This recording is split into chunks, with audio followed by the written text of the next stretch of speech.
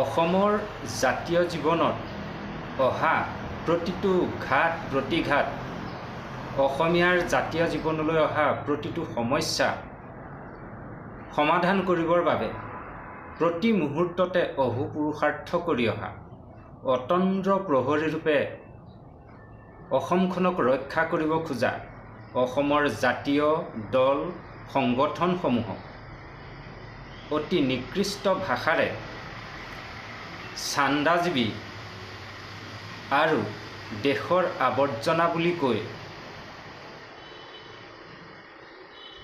সামাজিক মাধ্যমত প্ৰচাৰ কৰা এটা ভিডিঅ' দেখি নিজৰে দেহ মন কিবা অস্থিৰ হৈ পৰিল। সেইবাবে আজি মই এই ভিডিঅ'টো প্ৰস্তুত কৰিলোঁ। মূল বিষয়টোলৈ যোৱাৰ আগতে আপোনালোকে এই ভিডিঅ' ক্লিপটো এবাৰ চাই ল'বচোন।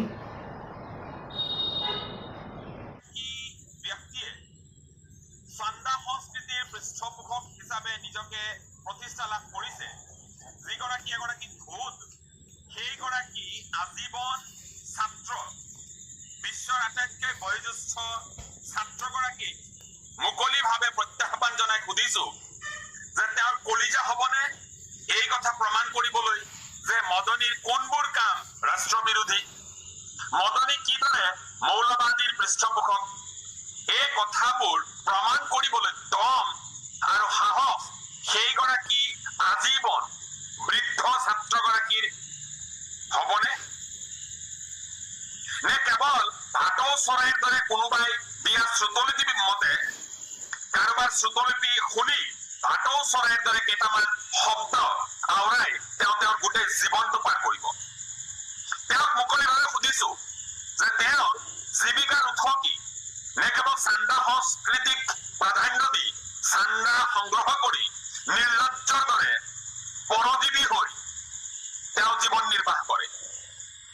এই যিসকলে চান্দা কালেকশ্যন কৰি সংগঠন খুলি চান্দাৰ নামত মানুহক দাবী ধমকি দি যিসকলে ধন সংগ্ৰহ কৰি যিসকলে জীৱিকা নিৰ্বাহ কৰে, এইসকল হৈছে অসমৰ জাতীয় আৱৰ্জনা, এইবোৰ হৈছে অসমৰ ৰাজ্যিক আৱৰ্জনা।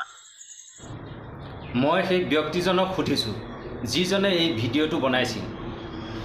অসমৰ জাতীয় জীৱনৰ লগত ওতঃপ্ৰোতভাৱে জড়িত প্ৰতিটো সময়তে অসমীয়াক যিকোনো বিপদৰ পৰা ৰক্ষা কৰিবলৈ আগবাঢ়ি অহা এই জাতীয় দল সংগঠনসমূহক আপুনি এনেধৰণে উপহাস কৰাৰ সাহস ক'ত পালে? আপোনাক মই এটা কথা সোঁৱৰাই দিছোঁ, যিমানৰ মানুহ সিমানত থাকিব। কুদুৰ বাঁহত শিলগুটি মাৰি নিজে কামোৰ খাই মৰিবলৈ নিবিচাৰিব। জাতীয় দল সংগঠন মানেই চান্দাজীৱী নহয়। এটা কথা মনত ৰাখিব, আপুনি যে প্ৰতি মুহূৰ্ততে সংবিধানৰ দোহাই দি থাকে, প্ৰতি মুহূৰ্ততে অমুকে সংবিধানৰ অ আ ক খ নেজানে, তমুকে সংবিধান নেজানে, আইন নেজানে, এনেধৰণে যে কৈ থাকে, আপুনি সংবিধানখন জেপত ভৰাই থৈ এটা কথা কওকচোন বাৰু,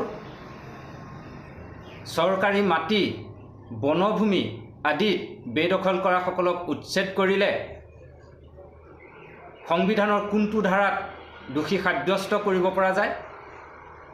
আপুনি এটা কথা কওকচোন, ভাৰতীয় নাগৰিকে বাসস্থানৰ অধিকাৰ পাইছে মৌলিক অধিকাৰ হিচাপে। এজন নাগৰিকে দেশৰ যিকোনো প্ৰান্তত স্থায়ীভাৱে বৈধভাৱে বসবাস কৰিব পাৰে, কিন্তু বৈধভাৱেহে পাৰে। এতিয়া আপুনিয়ে কওকচোন, আপোনাৰ আইনৰ কোনটো ধাৰামতে, ভাৰতীয় সংবিধানৰ কোনটো ধাৰামতে বনভূমি ধ্বংস কৰি, সত্ৰৰ মাটি দখল কৰি, জলভূমি দখল কৰি বসবাস কৰাটো আইনে গ্ৰহণযোগ্যতা বুলি কৈছে? আইনৰ মতে গ্ৰহণযোগ্য ক'ব পাৰিবনে আপুনি? আপোনালোকে এখন মুখে সংবিধানৰ কথা কয় আৰু সেই একেখন মুখেৰে অবৈধ বেদখলকাৰীক উচ্ছেদ কৰিলে সংবিধান বিৰোধী আখ্যা দিয়ে। আপোনালোকৰ এই দুমুখীয়া স্থিতিৰ বাবে অসমখন বেদখলেৰে ভৰি পৰিছে আৰু আপোনালোকে এটা পক্ষপাতমূলক কথা কিয় কয় যে চৰকাৰে অবৈধভাৱে উচ্ছেদ কৰিছে আৰু উচ্ছেদ আৰু বিদেশী বিতৰণ একেটা কথা নেকি?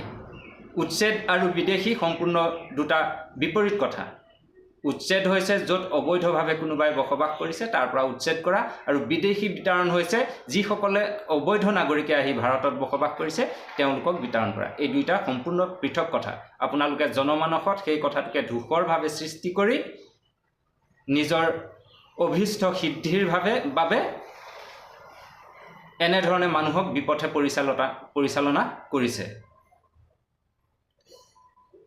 এতিয়া কথা হ'ল, যিসকলে সংবিধানৰ কথা প্ৰতি মুহূৰ্ততে উচ্চাৰণ কৰে সেইসকলে আকৌ যত মানে বেয়া কামবোৰ সেইসকলৰ মাজতে কৰা দেখিবলৈ পোৱা যায়। অবৈধ বনভূমি দখল কৰা, অবৈধভাৱে বেদখল কৰা মানুহৰ ৯৯% সেই সংবিধান জনা মানুহৰ। অবৈধ নকল সোণৰ ব্যৱসায়, নকল টকাৰ ব্যৱসায় কৰা মানুহৰ ৯৯%ৰে সেই সংবিধানৰ দোহাই দি থকা মানুহখিনিৰ মাজৰে। এতিয়া আপোনালোকে কওকচোন, সংবিধানৰ দোহাই দি আপোনালোকে নকৰিবলগীয়া আৰু কি কাম আছে? সংবিধানৰ দোহাইও আপোনালোকে দিব, সংবিধান উলংঘাও আপোনালোকে কৰিব। আপুনি এজন আইনজ্ঞ চাগে, সেইকাৰণে আইনৰ কথা ইমানকৈ কৈ থাকে। আপুনিয়েই কওকচোন, যদি এজন অবৈধ বেদখলকাৰীক ৰক্ষণাবেক্ষণ দিবলৈ যোৱা যায় সেইজনো ভাৰতীয় আইন সংহিতাৰ মতে দোষী হয়নে নহয়?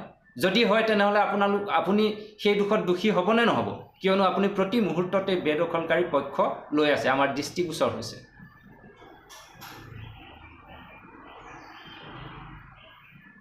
আপোনালোকে এটা কথা মনত ৰাখিব, সমাজত বিভ্ৰান্তিৰ সৃষ্টি কৰি প্ৰতি মুহূৰ্ততে সমাজখন উত্তেজিত হৈ থকা যিটো আপোনালোকৰ পৰিকল্পনা সেইটো নকৰিব।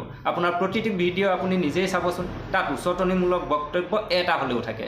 এইটো ভিডিঅ'ত আপুনি কি বুলি ক'লে যে অসমৰ যিখিনি চান্দাজীৱী দল সংগঠন, সেই দল সংগঠনসমূহ মৌন হৈ আছে, যিমান আন্দোলন কৰিব লাগিছিল সিমান কৰা নাই। মানে আপোনালোকে প্ৰতি মুহূৰ্ততে আন্দোলন হোৱাটো বিচাৰে, অসমখন অস্থিৰ হৈ থকাটো বিচাৰে, তেতিয়া আপোনালোকৰ অভিষ্ট সিদ্ধি হয়।